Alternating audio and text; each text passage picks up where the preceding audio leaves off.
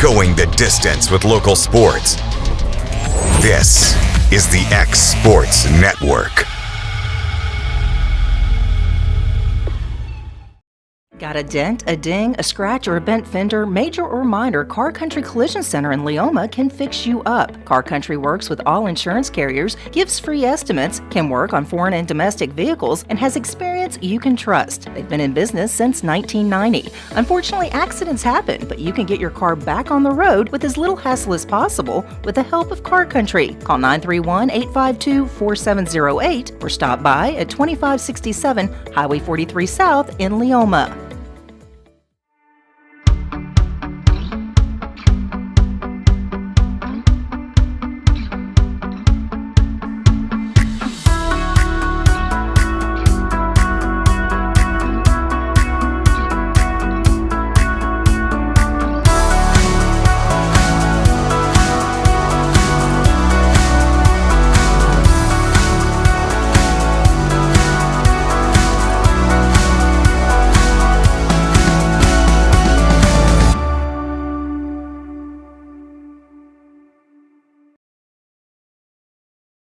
For the best meal from south of the border, head to Cocina Real in Puente Grande for lunch and dinner. With a wide array of mouth-watering entrees, there's something for everyone on the menu. And you can't forget the cheese dip. They'll treat you like family, and you'll never leave hungry. Make Cocina Real Mexican Restaurant and Puente Grande Mexican Restaurant your choice for authentic cuisine, located in Lawrenceburg, Tennessee.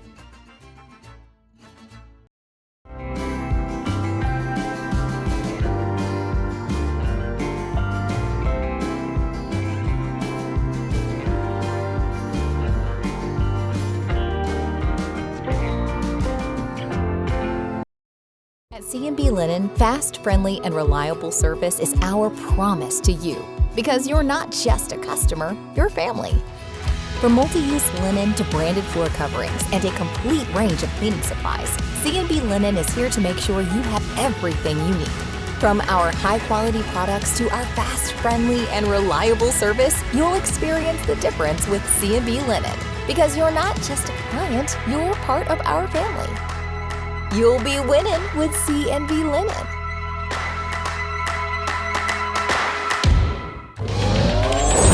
Going the distance with local sports. This is the X Sports Network.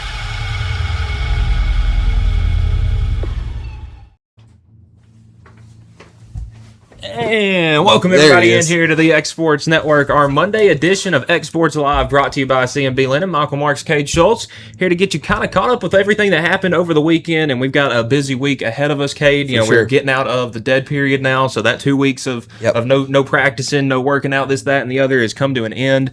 We just had our 4th of July weekend, celebrating 250 years of America. So, man, it's been a big weekend. I tell you, I was watching baseball all day Saturday, all day. Well, I say all day Sunday, all afternoon Sunday, yesterday, all the festivities, all the fireworks, all the uniforms. They went back to the numbers being stars and stripes. Being stars and stripes. I like that. Yes. I like that. There for several years, they went to just accessories. Like just a hat, just hats, sleeves, just stuff socks. like that. But I really liked how they went.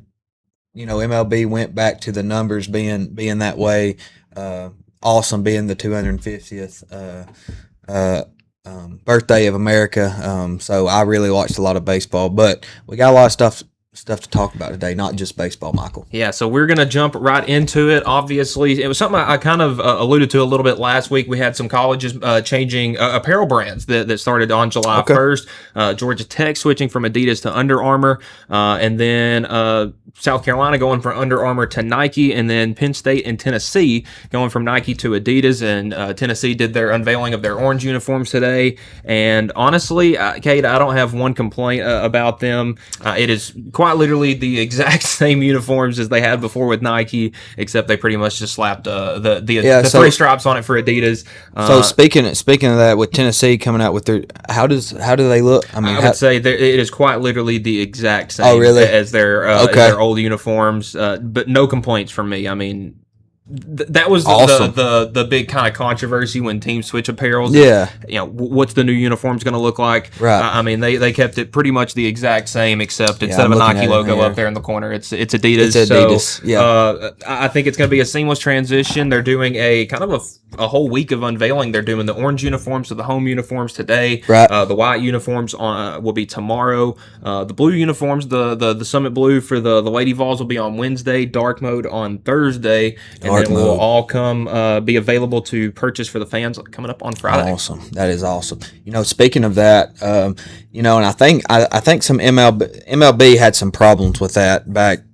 That they went to Nike, and the material, especially on the pants, with Nike. I'm a big Vandy guy, and on Sundays, Vandy always wears the military, and it's since they switched to Nike last couple years, I think 2 years ago they might have went to Nike. It seems so much more thin.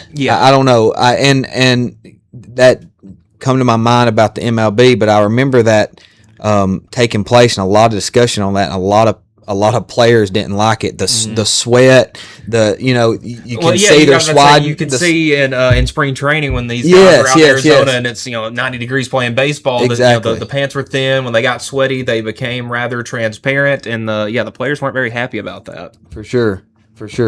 And of course, I'm looking here at just some. I like all the different. Of course, they all do a good job of different. Apparel for fans, apparel for everybody in general. Every school's got their own stores, I guess you could say, but all the different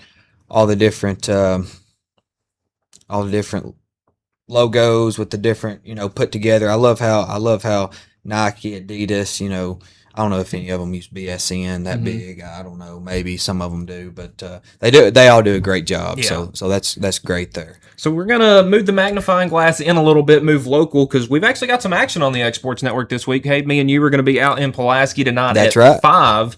We got the Lawrence County Jaybirds taking on Pulaski Post 60, I believe it is. It is. So we'll have that game live for you tonight at 5 from Sam Davis Park. Should be a good ball game. And then they're back in action tomorrow. They'll be here at Tom Cruise Field, I think, Gallatin. at 2. A team from Gallatin coming in. They're going to play 2 5-inning games in that one tonight, just 1 9-inning game. Right. And then I believe also 1 9-inning game Thursday at Loretto. Yes. But we'll obviously catch you up on that on Wednesday's show.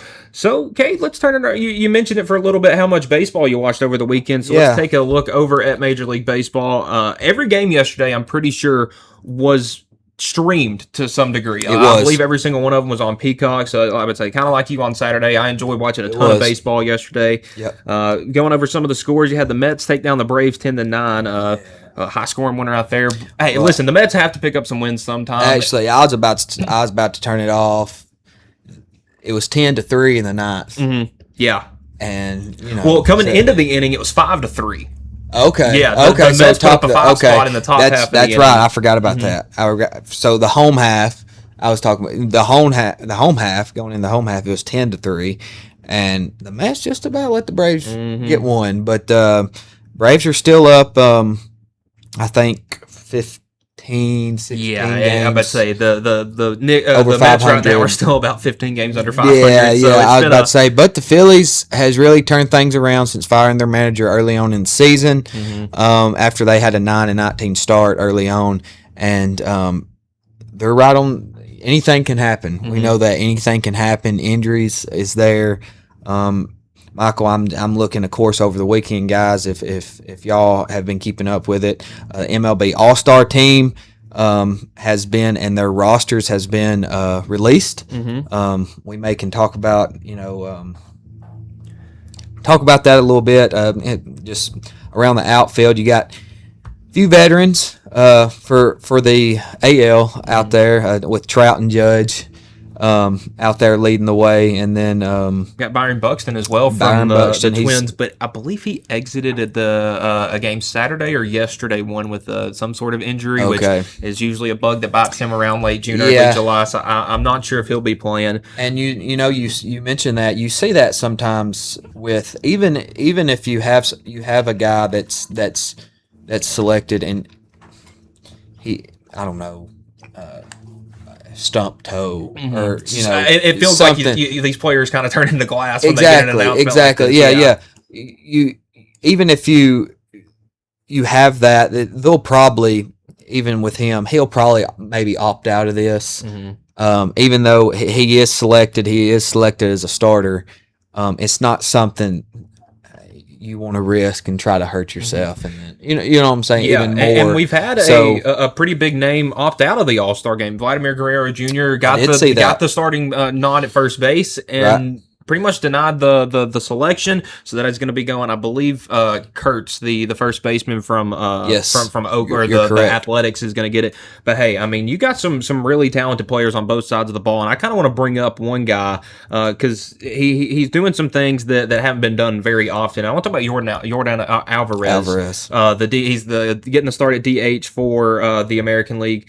Kade, he is having an unreal season. He's batting over 300. He's got 20-something home runs already. He's probably getting close to 30. He's sitting at 29. Yeah, I was about to say he's having an unreal season. 70 RBIs. He's sitting at 220 on the year. I mean, he's got a chance right now at the American League Triple Crown. He's fourth in average, second in home runs, and tied for first in RBIs with 67. I mean, he's going to be heading into the All-Star break with an OPS north of 1,000. I mean, that's silly numbers if you're at the high school or even the college level. For him to be doing that at the big league level is pretty special. And he's not been in the league he's 29, but he made his debut in 19. So he's getting up there 6-7 years in the league. So he's established. I mean, he knows these pitchers. He knows.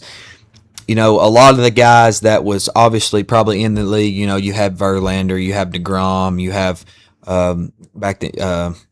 And that was just in his division. Exactly. Those guys, some of them guys are starting to fizzle out. Yep. You have Bartolo Colon, who retired, who's a veteran. You have several guys that's fizzling out, but man, a lot of power and a lot of arm strength and some young arms coming up. And what I notice, and I don't know his strikeout numbers. I kind of want to look at that real quick. On the year 94. So he's sitting at 94 strikeouts to no. I would say I have him at 67. Yeah. I was looking back at 2019 when he. Yeah, wrong. And that's that's not bad. That's not bad at all. The walk numbers are a pretty comparable number at 59. Exactly. That's not bad at all. But you see, especially Austin Riley of the Braves, even Judge, with how good Judge is, them strikeout numbers is just crazy high, crazy high, and the pitching is somewhat getting better. I mean, it's got to, because these hitters ain't getting no worse. Yeah. Well, and I think that MLB is so analytic heavy when it comes to pitch movement and break and velocity and stuff like that it's almost impossible for hitters. So I see somebody with a batting average north of 280 nowadays. I mean, that's a very respectable number. Exactly. I'd say looking at the National League starters, a couple Braves out there. Drake Baldwin, Shohei getting the start at catcher. I believe this is his first All-Star nod, and it is. I would say you got Freddie Freeman making the start at first base, his 10th selection. Ozzie Albies at second with his 4th selection. Max Muncy from the Dodgers making his 3rd All-Star start. C.J. Abrams making his second second All-Star game at shortstop. Brandon Marsh getting his first time All-Star, along with Andy Pages, and then Juan Soto out there rounding out the outfield, and again Shohei Ohtani making his 6th All-Star game. It's crazy that there's only one player in each league, American League and National League, at least on the starter side, that's got double-digit appearances. You got Trout in the American League and obviously Freeman in the National League. And I got a snub for us. That's just on my mind right now. Look up real quick if you get. Look up William Contreras' numbers. William or Wilson? Red Sox or Brewers? Which one are you thinking of? No, I'm thinking of Red Sox. So that's Wilson. Yes. I was about to bring him up. Wilson. William, their brother. William, the younger one, is selected. He did get a reserve. He is a reserve. He's from the Brewers. Also, he started his career as a Brave. But Wilson, look, 284 on the season, which and I as a Red Sox guy, I looked at his numbers compared to Guerrero and Kurtz, and they're kind of comparable. And Ben Rice, I know another guy that's in there at the first base spot, but a 285 batting average, 20 home runs, and 60 RBIs. He's got an OPS over 920 and not an all-star selection. I mean, even if you put him, I get he doesn't play catcher anymore, but even throw him in there as a reserve catcher. Exactly, but you're sitting at, okay, you're going to the other reserve catcher, Hunter Goodman, who's a great player. He is younger than Wilson. Yep. He's sitting at 25 home runs, 50 RBIs. What's the batting average? 250. Yeah. So, with a 300 on base percentage. So, I mean, it is what it is, which great player. I mean, when the Braves travel out to Colorado, I think they swap. I think they may go out there one time a year and then the next year I think they play a home and away against every National League team, that's right. They should have a trip out there coming up. Yeah. So I like. I mean, he's a good player. Mickey Amaniak, outfielder from out there. He's a good player. But I don't know. I was really disappointed not seeing Wilson. On that list. Yeah, I about to say, and there were a good bit of snubs, and I hate to pull out another Red Sox, but Sonny Gray is having probably the best year, or maybe not the best, but one of, if not the best year of his career. He's coming in at a 10-1 record, which is tied for second best in baseball, and this is on a bad Red Sox team. I mean, we're not going to try to sugarcoat it. Yep. A 2.61 ERA. He's not a big strikeout guy, but he's at 82 strikeouts in, I believe, let's see how many innings he's at so far on the year. Looking at 89 innings. 82 strikeouts. It's about a K per nine, right at 9. 1.1 WHIP is top 20 in baseball, and not getting the nod. Now, Ranger Suarez did get an all-star spot for the Red Sox. He's having a good year. But, I mean, you look at guys like Bryce Terang from Milwaukee not getting the spot. I mean, he is insane. Second baseman. Yeah, I would say he's having maybe a bit of a down year to his standards. But well, he got hurt. Guy's batting 270. Yes, and I think if you look at his games played there, Michael, I think he's got several less. He got hurt early in the year, like 2 weeks into the year. It says he's played 80 games so far, so maybe it didn't keep him down for too long. Okay, then it couldn't have. He's got a 270 average, 370 on base percentage. I mean, his OPS isn't crazy, but that's just because he's not a power hitter. Exactly. He's a middle infielder. Yeah, and I would say he's done a really good job. I mean, strikeout numbers are a little high, already at 98 through this point in the season, but again, a lot of guys strike out a lot. Right. And so as we speak and we give those numbers to you, let's move to Trout. 34, one of my favorite players. He respects the game. Mike Trout is one of. He is, I think, maybe in sports history, the biggest what if about injuries and being on a winning team. Absolutely. He's loyal. I mean, he loves the game of baseball. You can tell that. He hustles. 17 home runs, 36 RBIs, 234 average. Yeah, he's 128th in batting average. He's outside the top 100 in RBIs and top 30 in home runs. I love Mike Trout. Where do you draw the line of, okay, this is Mike Trout. Okay, the power's there. Okay, he's still Mike Trout. He's striking out a lot. He's getting hurt. Okay, but there's other guys that's maybe a little deserving. Exactly. You're looking for a breakout. Yeah. Exactly. I mean, nothing against Trout, but we're also saying, I mean, this ain't 2014, 2015. Yeah, and that is unfortunate. And I would say I love Mike Trout as much as the next guy because, again, he respects the game of baseball. He has stayed loyal to the Angels in an age of baseball where loyalty means almost nothing. But you look at a 230 average and outside the top 100 in RBIs, that's not an all-star. No.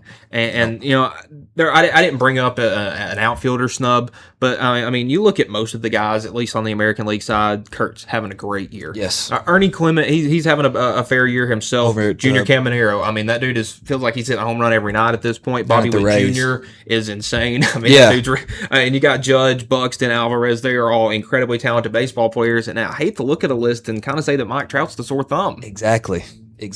And it just, it stuck out to me the last few days looking at it after the list come out, and I mean, I don't know. I don't want to just put somebody else in his place, but because I feel like he's one of the best to ever play the game. I honestly, he is one of the top. I don't know. I don't think he's a top 5. I would say his stats aren't going to back up. Yeah, it's not going to. But as far as how he plays the game, really, as far as me, says a lot. So Mike Trout is looking as he's dealing with a hamstring injury right now on the injured list, but he's looking to actually play in his first All-Star game since before COVID, 2019. Wow. And I think 2019 was the last time he really had a year. I think he had over 40 home runs, over 100 RBIs. So, of course, he was. So, looking at we're going to have a couple of big names out. So, Aaron Judge is going to miss with a rib injury. Looks like Jose Ramirez is going to still be on the IL. Francisco Lindor has just played 31 games. He's been banged up. There are some big names out there, like the Lindors, the Mookie Betts that have just been, off to a slow start and banged up. Cal Raleigh, I mean, he's a completely different player this year. Manny Machado is not been having a good year at all. Manny Machado I think he's a hitting over 200, if I'm not mistaken. The power's there, but he's not hit his average. I mean, 189. 189. That is outside the top 150 in baseball right now. Yeah, and that's not Manny Machado either. I mean, as much as I don't really care for Manny Machado, really, honestly, I mean, he's a good ball player, and he's proven to be one of the best third basemen in the game. He can tend to be a drama queen sometimes. He can. So let's take a look over at the standings right now. Leading in the American League East, we got Tampa, got a 4-game lead on the Yankees right now. The White Sox still a 1-game lead at the top of the AL Central, 47 wins, 42 losses. I ain't gonna lie to you, Michael. That's surprising to me. Yeah, I mean they picked up some good arms. I mean you look, they got a couple of arms that have sub 4 ERAs and and a team that really struggled. I mean you got. Right now, looking at Sean Burke, he's thrown 98 innings, 3.5 ERA. Davis Martin has had an insane month of June, 96 innings pitched on the year. He's got a 3 ERA. Sean Newcomb, he's their top relief guy. He's thrown 50 innings. He's got a 2.5 ERA. So they've gotten some arms that can sit some people down. But man, that offense has been special this year. Absolutely. Looking at out in the West, Seattle still a 1.5 game lead on the Rangers. Out in the National League, you still got Atlanta in the East with a 3-game lead over the Phillies. The Brewers a 6-game lead on the Cubs. And the Dodgers a light 14-game lead on both the Diamondbacks and the Padres. And looking at some run differentials, because I feel like that's where you can kind of tell how some teams are. Look at that right there with the Dodgers. 163 runs better than their opponents this year. There's only one other team over 100, and it's the Brewers with 127 run differential. You look, 4 of the 5 teams in the National League Central have a plus run differential. The Cubs, the Cardinals, and the Pirates. But you look, there are a couple of outliers on the run differential. The Detroit Tigers, they're in 4th in the Central in the American League, 40-50, 7.5 games out of first place. Yeah, they're in the plus. Mm-hmm. They're in the plus, and the Boston Red Sox, who are 12.5 games out of first place, still have a plus, and those tend to be numbers that favor teams in the second half of the season. Right now, looking at the wild card spot, you got Boston and Detroit 4 and 5 games out of their wild card spots. But man, listen, the American League is wide open. I mean, the Angels have the worst record in the American League and are still within 10 games of a wild card spot. Yeah, and especially the AL East division, you're sitting with the Red Sox.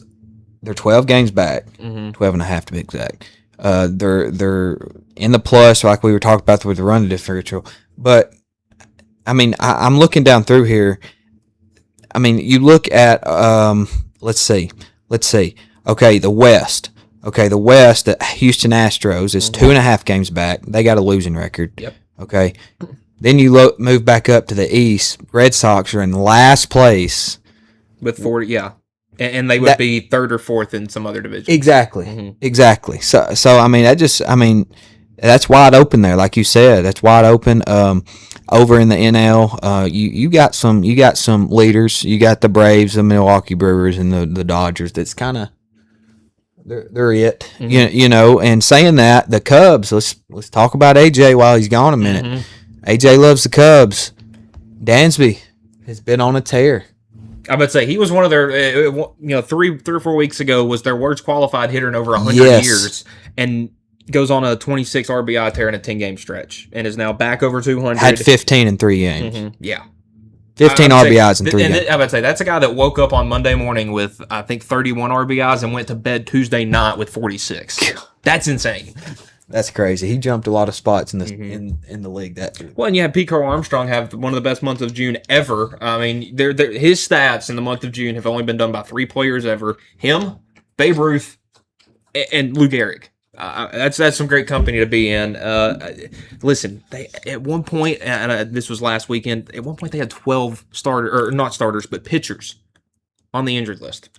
If they can just find some guys who can throw the baseball 60 feet 6 inches and make it look good, because I mean they're having to pick up guys like David Peterson, off the Mets, and his first pitch as a Cub was a home run. Yeah. Now he went 6, I think 5 1/3 in that game, pretty strong. Yeah. But they are quite literally just an arm or two away, and you look at some names that are going to be talked about around the trade deadline.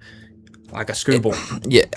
Like names like that. Like if you're gonna go get a guy, and there was I think it may have been their general manager or president on a show talking about they're not gonna be scared to go make a move at the deadline. Right. And you mentioned with Peterson just going 5 1/3.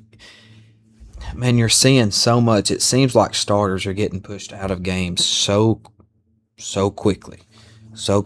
And it's almost now as if managers can, get me 5. Yeah, I'm about to say they're praying for they're praying out there long enough to get a decision. Right, yeah. Right. I mean, it's like, of course I wasn't alive in the 90s, but it's like, well, you'd have a guy like Pedro or Randy Tim Randy Hudson. Johnson. Tim Hudson go out and throw 90 pitches in 8 innings, and then have a closer come in for 1 and get the win. Like, you don't see that anymore. You just don't see that anymore. And looking at some guys, like I'm just thinking of one off the top of my head, a guy like Pedro Martinez from let's go all the way back, 1996 until 2006. He only had 1 season where he threw, or 2 seasons where he threw less than 200 innings, and that was just because he was injured in 01 and injured a little bit in 03. 200 innings, and I don't know how many guys are going to hit 200 innings this year. Think of him, you Randy Johnson's, or I mean, you know. I know a guy, Roger Clemens. He'd go out there and throw 8 innings at 45. I mean, and then you got certain guys. I see certain tweets or whatever. You throw 5 and feel a little something. Oh, give me my full 5. Yeah, 5. I need my 5 days, right? You don't. And there's actually a team that's trying to change that a little bit. Which I don't know if you've seen this, but have you seen what the Seattle Mariners are doing? I haven't. I don't know if they've been doing it as of late, but I did see a couple weeks ago that they're kind of doing it's a bit strange. So, it's not the typical, they'll go out there and get a guy to throw you 5 or 6 innings and then go to the bullpen. They'll throw a starter out there for 3 or 4 innings, and then throw another starter out there for 3 or 4 innings, and then you're only wasting 2 arms for an entire game. So I'm not sure how often they're doing that, and but it was something they were doing last month. They're sitting at a respectful 3 games above 500. I mean, they're 47 and 44 on the year. I think they're hosting. They're not hosting. They're down in Miami playing the Marlins upcoming. But I mean, that's yeah. bunch of fun stuff going on in the world of Major League Baseball. Absolutely. So what we're going to do, we're going to take a quick break, and when we return, we got some FIFA World Cup and LeBron. The decision part 3 could be coming up soon. That will be when we return here on X Sports Live, brought to you by C&B Linen.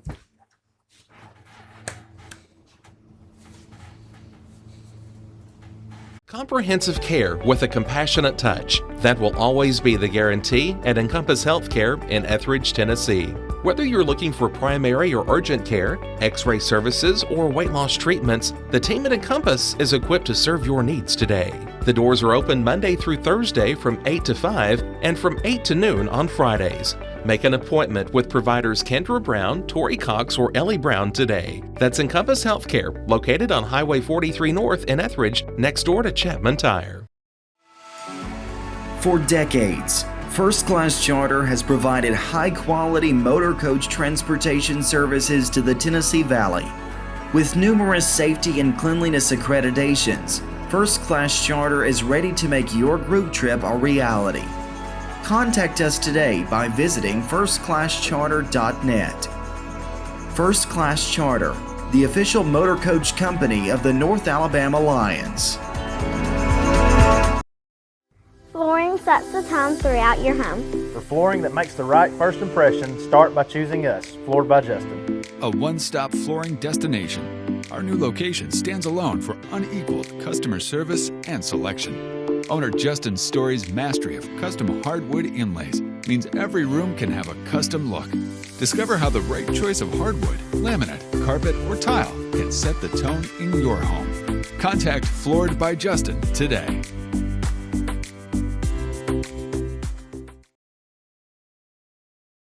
At C&B Linen, fast, friendly, and reliable service is our promise to you. Because you're not just a customer, you're family. From multi-use linen to branded floor coverings and a complete range of cleaning supplies, C&B Linen is here to make sure you have everything you need. From our high-quality products to our fast, friendly, and reliable service, you'll experience the difference with C&B Linen. Because you're not just a client, you're part of our family. You'll be winning with C&B Linen.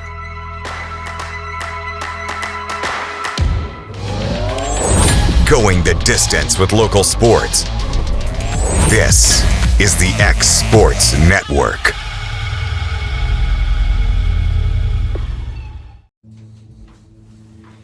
And welcome on back in here to X Sports Live, brought to you by C&B Linden. Michael Marks, Kade Shultz, and Kade, we've got the World Cup going on. It is, and I don't know if I've just maybe not paid attention to as many World Cups as of late, that as much as maybe I should have, but this one just feels a little. It's got, and it's probably because it's happening in the United States, but this one's got a different feel to it. Probably so, yeah. I'd say I know in years past, I think 2022 was in Qatar, 2018 was. I can't remember where 2018 is off the top of my head. I know 2014 was in Brazil, but that was kind of the last one that had this kind of big feel about it, and it may just be because of the times of the games are kind of aligned with us. You know, I know in Qatar that they were playing and either early in the morning, middle of the night, stuff like that. Right. In the knockout stages, that definitely has the timing. I remember some of my college roommates my sophomore year were pretty big soccer fans, and you know they were watching I think it was USA and like Iraq, and it was at like 6 a.m. Yeah, and I'm like, dude, I would say one, I want to sleep, but two, how can you like get up and be ready to party at like 6 a.m. for a soccer game? Exactly. I didn't understand it. Yeah.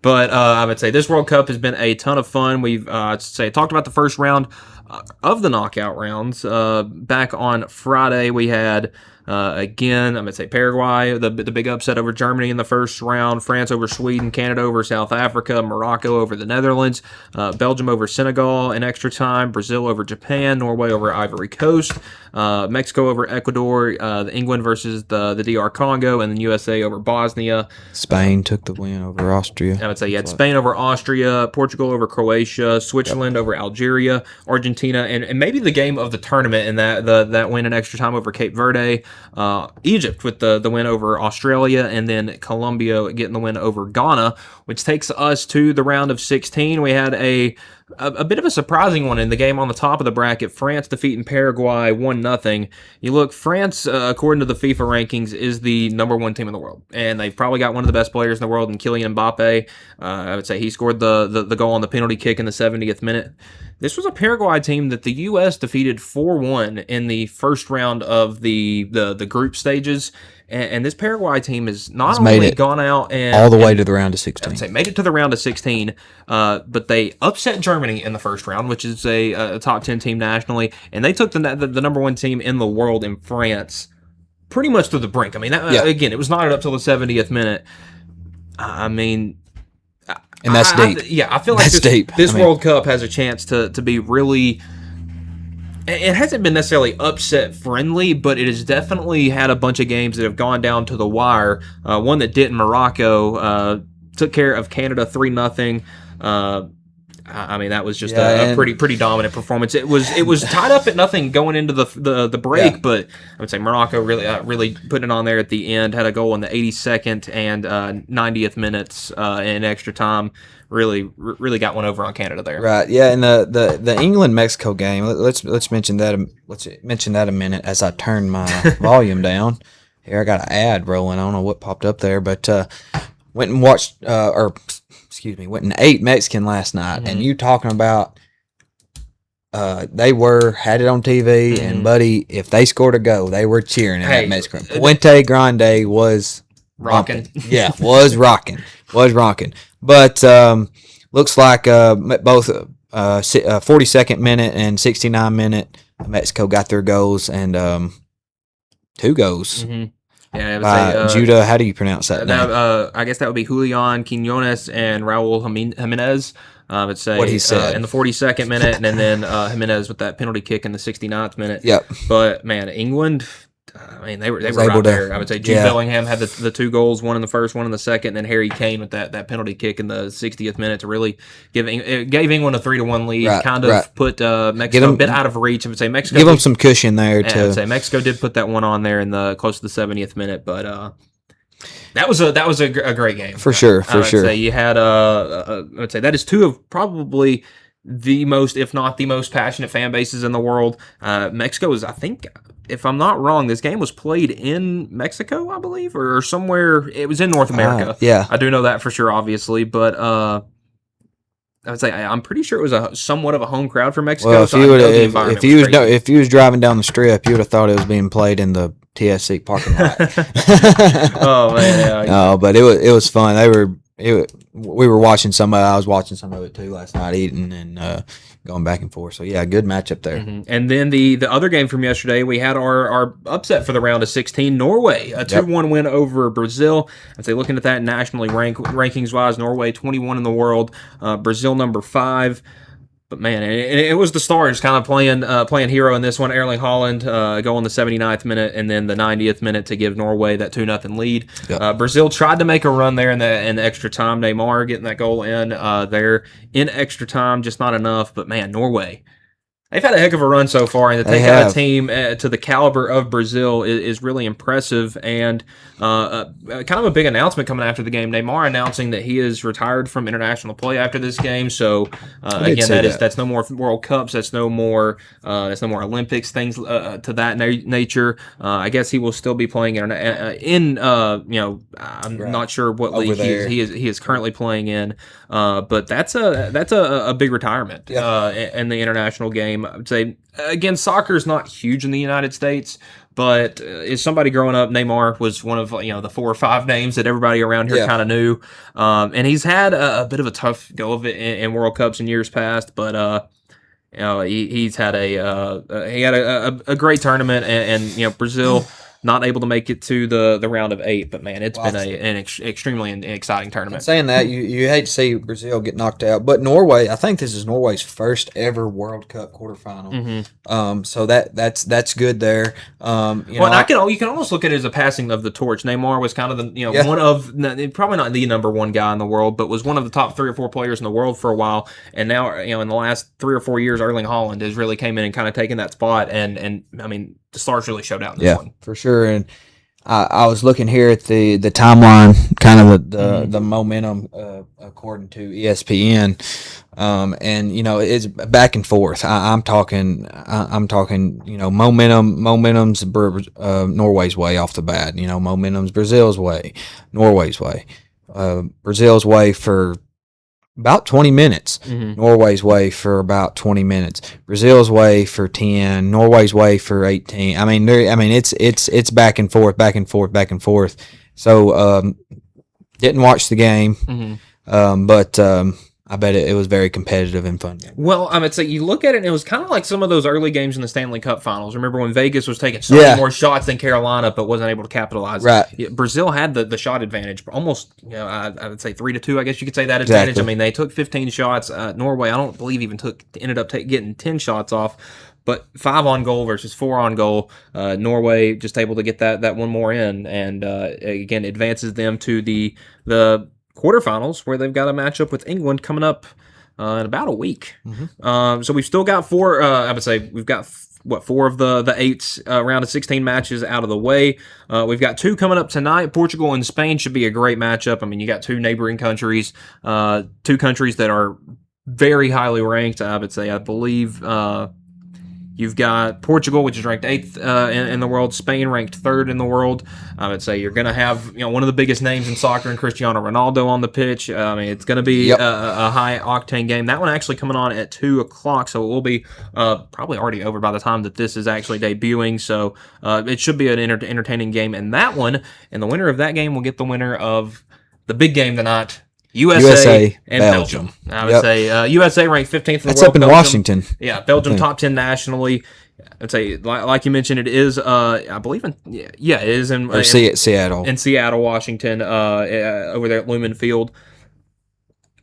Listen, this game's got a lot kind of going into it, so I would say in the first round, the big thing was the Flo Balogun had the red card. And you ask anybody in the United States, they thought it was a terrible call. Most people in the world thought it was a terrible call.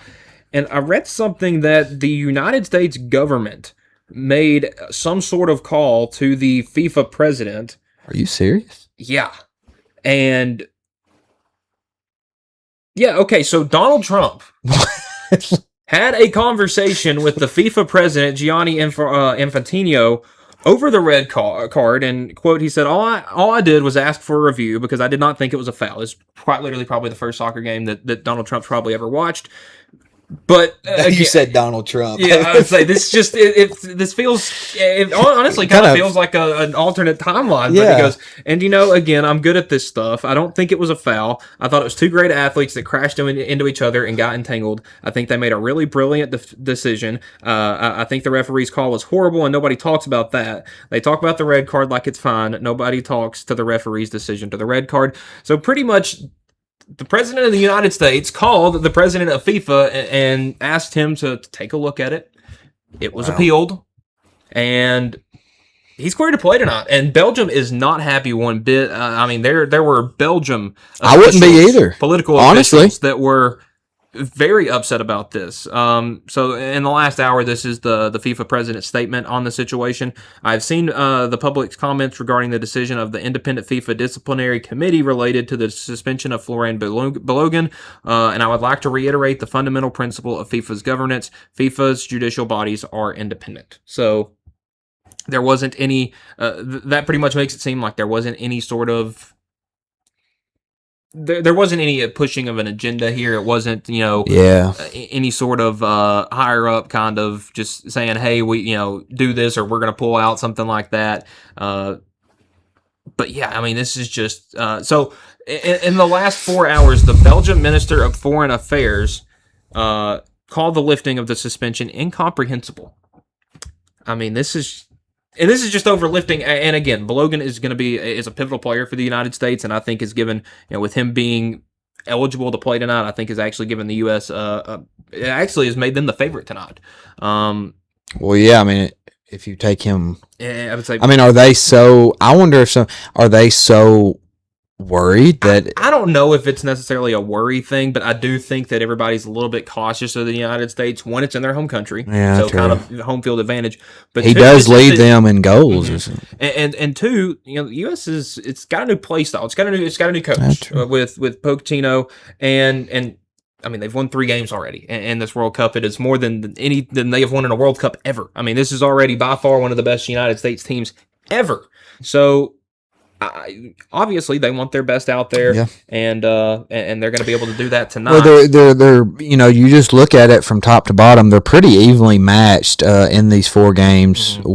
That as far as the World Cup, speaking of the World Cup, so far lining up on paper with Belgium. I'm looking at a few things here. Their average goals is 2.5 for the USA, 2.25 for Belgium. You look at, let's see here, average goals conceded, 1 apiece, average goals differential, 1.5 for us and 1.2 for Belgium. I mean, right there close. Now, getting on into, let's talk about possession. 56%, they hold the ball. We do for 56% of the time. 57 for Belgium. So it's going to be a battle. So it's going to be a battle for control. 64% on the save percentage for the states. 69% for Belgium. And it looks like Belgium gives up a couple more games than the United States. Yeah, true. Looking at their last 5 head-to-head matchups, back in international play in March, Belgium a 5-2 win. The last time the United States beat Belgium head-to-head, well, it was in the World Cup, actually, in Uruguay in 1930. It was a 3-0 win on July 13th, so, hey, no better time than the present. And, that's right. This is a U.S. team that has, again, done things that have not been done in our lifetime before, Kade. So even if tonight is the end of the road for the U.S., it's been a blast. Yeah. And I'm going to continue to watch the World Cup, but we've got some games coming up tomorrow. We've got Argentina and Egypt, and Switzerland and Colombia should be a couple of good matchups. And something real quick before we get done in the World Cup. For sure. Before we get done talking about this particular location, with it being in Seattle, tickets as low as $1,500 if you're going tonight. Really? You can get one as $1,500. They're that much? $1,531. Yeah, $1,531 according to Vivid Seats. Okay, I've got a little bit of a bone to pick with that because a soccer match, you have a 45-minute half, and there's a little bit of continuation in the first half, and then you also have the second half, another 45 in continuation can go on for 10 or 12 minutes. Well, I don't think we've seen too much longer than 10. No, I was about to say. You're getting a 100-minute match, pretty much. That's a little over an hour and a half, maybe close to 2 hours. First whistle, last whistle of the game. That's a lot of money. I get it's the World Cup, and it's hadn't been in the United States in a long time, hadn't been in North America in a long time. So having it back here, and it's an opportunity to see the U.S. do something that's never been done before. Notice I said. And that's just getting the door. Yeah. That's what I was about to say. That's at Lumen Field, Seattle, Washington. Lowest of low. We're gonna look at. You're looking at lower deck, something in the 2,300. Man, 2,800 for for a low deck. There, 2,400, 3,200. So, anyways, yeah. But listen, I think if we should have some. I would say we do have that game coming on at 5 tonight. That I believe is coming on at 7. Yes, it is. That's going to be a good one. I would say definitely keep your eyes on that. It is going to be. My guess is probably the most watched soccer match in United States history. Yes. All right, so Kade, we're going to jump on over to the NBA now, where we have we've had free agency, we've had some trades go on, but I think the biggest story right now, unfortunately, for I guess some of the people locally, it kind of revolves around LeBron. And he loves to be the center of attention, as he always does. But he has decided to call it quits with his time with the Lakers. He has, it's been about 6 seasons with the Lakers, I believe it is. 2019, I think. Yeah, I would say so. I would say his. Well, I would say that first season was the year before the lockout. Season. Yep. But he's decided that his time that he's asked the Lakers to move on without him, and the Lakers have done just that. So on Bleacher Report on X, they put out a graphic because Rich Paul, LeBron's agent, said he's open to anywhere. And so it had the graphic with all 29 other NBA teams other than the Lakers, and then a couple of teams have come out. I believe the Spurs have come out and said that they're not pursuing him, and pretty much it's been a graphic that's cut down from about 29 teams to about 10 that he is still looking at. So Kade, I'm kind of just going to go over these teams just kind of rapid fire. So and this is alphabetical order. Boston Celtics. Just immediate thoughts kind of on that one. Well, Brown's gone. Mm-hmm. That's exactly where my mind went. Yeah, you've moved Jaylen Brown, so you've kind of taken one of your big pieces out of the way. I mean, you were second in the East last year. You were second in the East last year. Are you trying to make a put? Right. That was without Tatum. Right. LeBron's eager. Yep. Probably similar to maybe a Warriors type deal. You got some guys that. Of course, you're ready to contend. Exactly, and of course you won't. Every team wants to make the playoffs. Every team wants to chase the title, whatever. But at the end of the day, I mean, you have some that coming off last season, coming off the last several seasons, looking at their payroll, looking at who they got, looking at, they're probably feeling a little more. Well, I think LeBron's kind of looking, and I don't mean this in necessarily a negative way, but a stepladder in a way, because I think of the scene, and I think it's the third Cars movie, and it's, all those new futuristic cars had come into the racing scene, and it's that scene where they're all kind of racing past Lightning McQueen, and it says McQueen is fading. I kind of feel like it's kind of that coming up with LeBron. He's maybe not to the level of the Wimbies and the guys like in the SGAs. So I think he's looking for an opportunity to give him a chance to contend, and I think Boston actually is a pretty good look. I think so too, and he can. He can handle the ball. I mean, LeBron's LeBron. He can bounce out, and he can fill that small forward role. He's played the 1 through 5. He's played with 1 through 5. The Dallas Mavericks. What do you think about the Dallas Mavericks? Him teaming up with Cooper Flagg, and I guess are Kyrie and Anthony Davis still in Dallas? Davis is gone. Davis is in Washington. Yes, yeah, I would say I did miss that, but.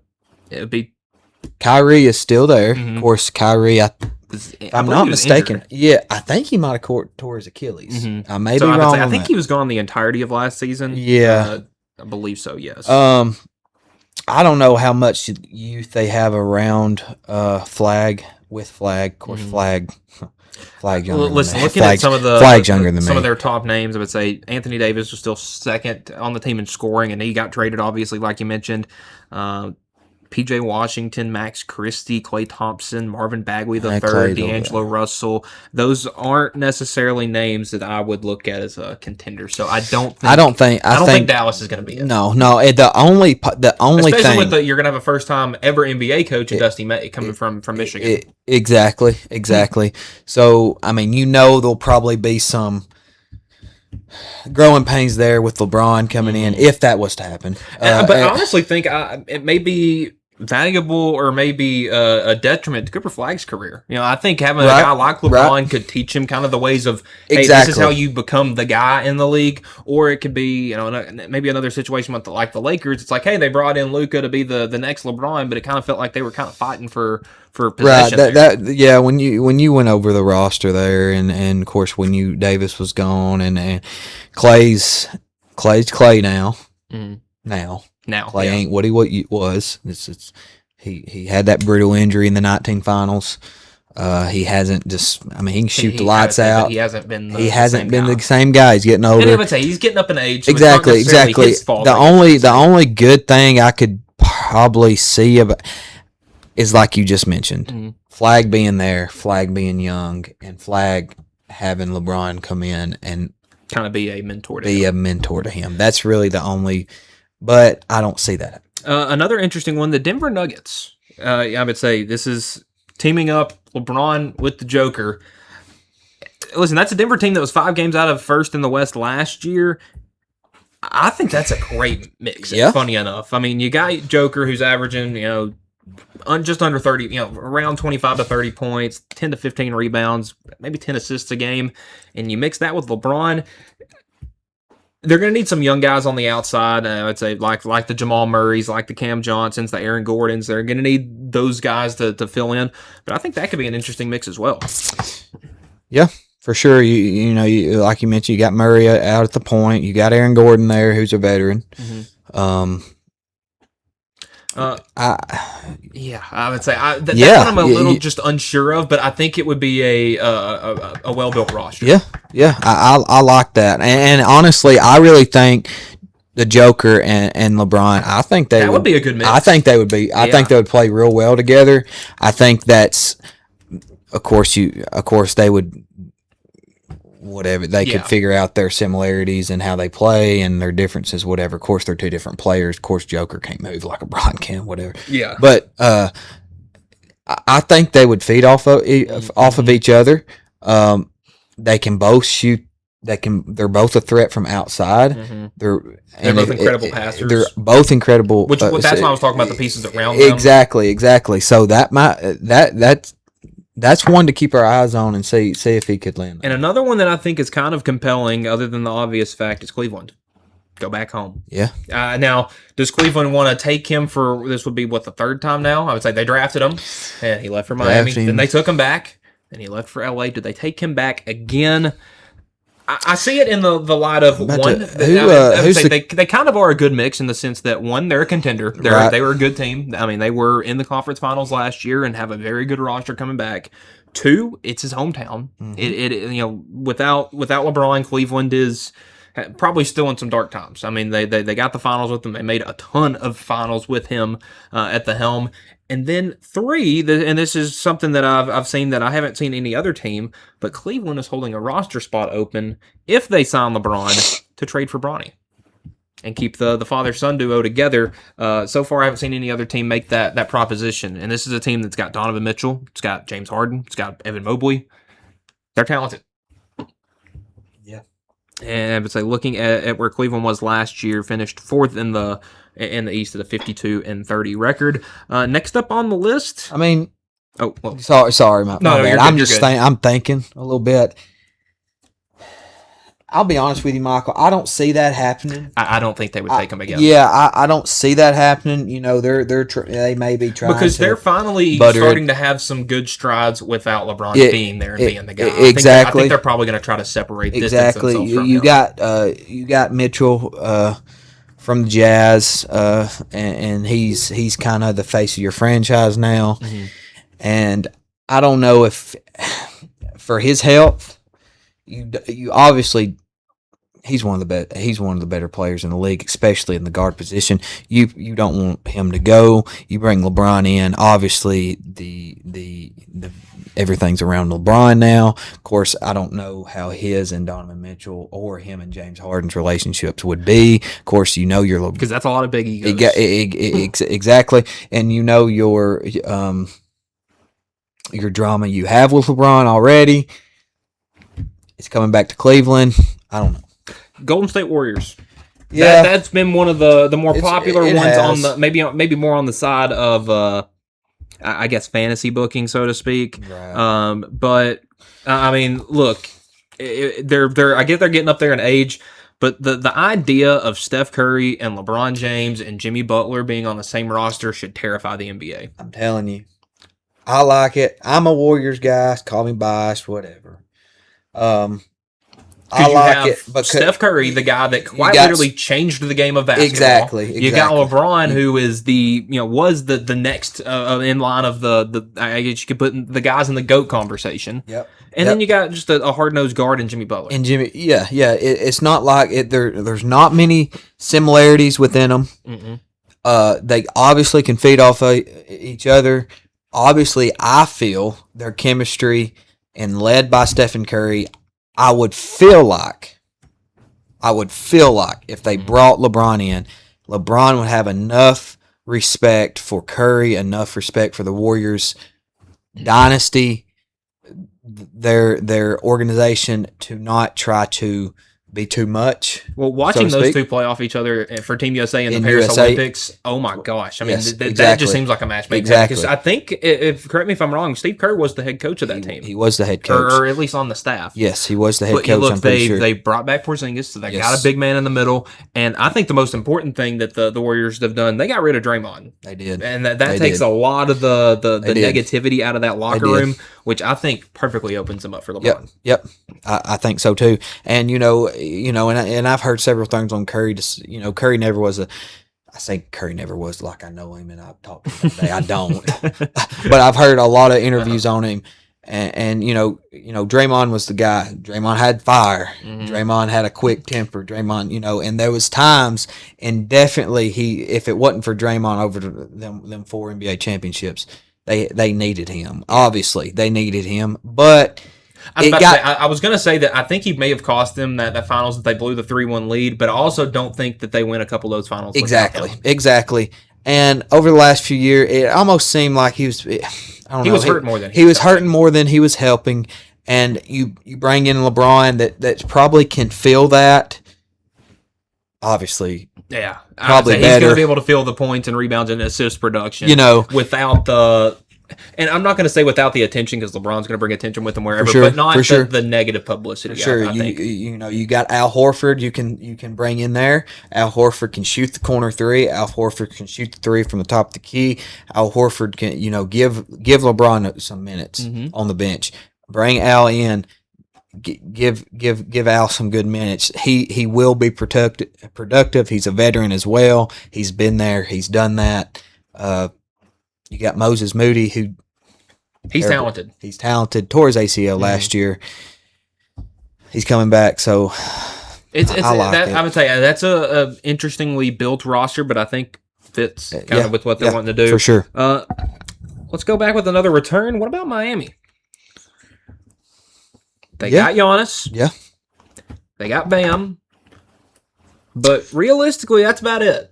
Right. I mean, they were, and I know they've obviously made a couple of signings so far in free agency, but listen. They got Wiggins. Yeah, I would say they do have Andrew Wiggins, but for the most part, I mean, I think their roster was down to like 12 guys, 11 guys when they made that trade for Giannis.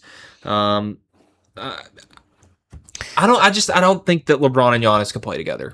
I really don't. I'm with you there. I'm with you there. Because, I mean, they are quite literally the exact same type of player. Exactly. They're that big guy that is better with the ball in his hands, can shoot, can create space, get to the hole. But I don't think that play style, because they're not excellent shooters. They're good shooters. They're not great shooters. I don't feel like that play style benefits either one of them.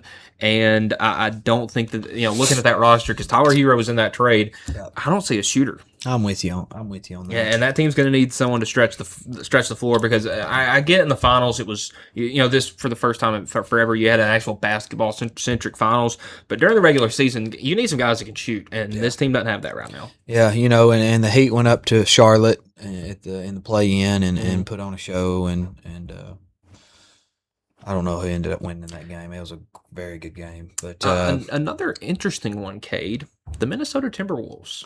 LaMelo, Anthony Edwards, LeBron James, somehow on the same team. Again, I don't know if there's enough basketball. Right. I think it would be really good. Yeah. But again, there's not three basketballs on the floor at the same time. And I feel like again.